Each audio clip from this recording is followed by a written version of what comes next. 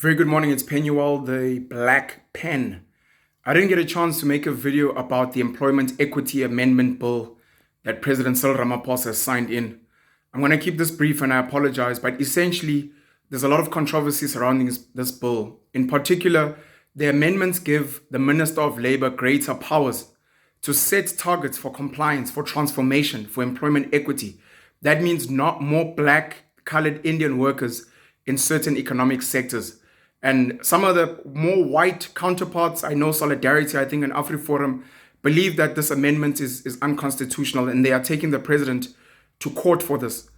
One of the past things that it held was to do business with the government, you needed to be BEE compliant. And a lot of the companies that wanted to do business with the government made sure that they got fronts. Arguably, people like Cyril Ramaphosa ended up getting shares in certain companies so that they could tick boxes.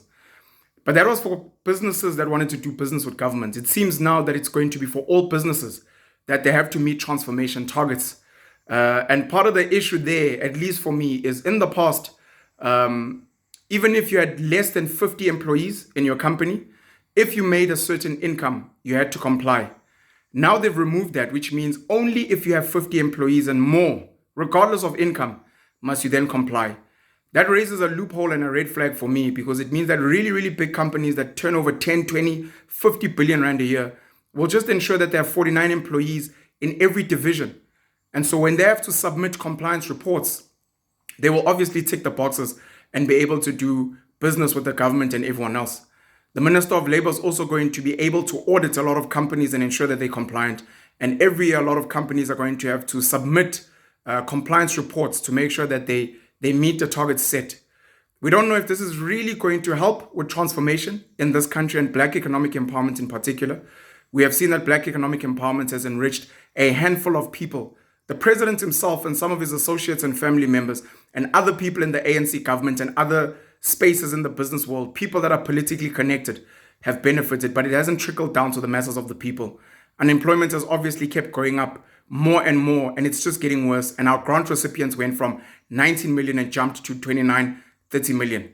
A lot of people are skeptical about Cyril Ramaphosa's presidency, and I'd like to hear some of your thoughts around the employment equity bill, and if you think it's actually a good thing, or if you, like maybe Solidarity and other groups, are thinking, no, but this is probably going to create opportunities for more cadres to eat at the trough, and it's going to make business harder for a lot of people and a lot of economic sectors, especially sectors that aren't necessarily black, let's put it that way. Or what I mean by that is they don't have a lot of black participants currently.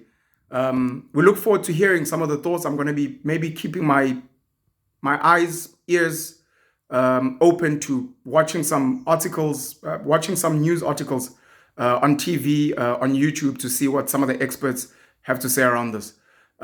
Just in closing, I want to thank everyone who's made my stay in Cape Town really, really pleasant.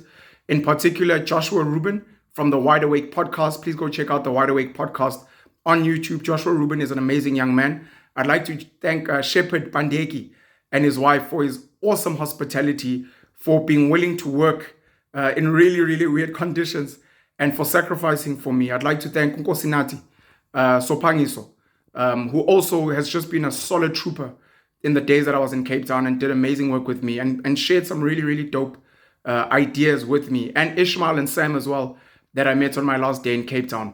I was at UCT, I think on Monday, and I bumped into a lot of people that follow my content. I love you guys. I appreciate you guys so much. And I wish you guys like an amazing academic career, man. Make sure that when you're at university, in particular university, but high school as well, you are acquiring skills that can help to feed you. It's not just about a degree and a diploma, but skills. Make sure in all your classes, you're like, okay, I'm learning something that I can use in real life. That's important. But arguably more important is make sure that you're networking. It's one thing to get a degree and a diploma. It's another thing to actually make the right friends.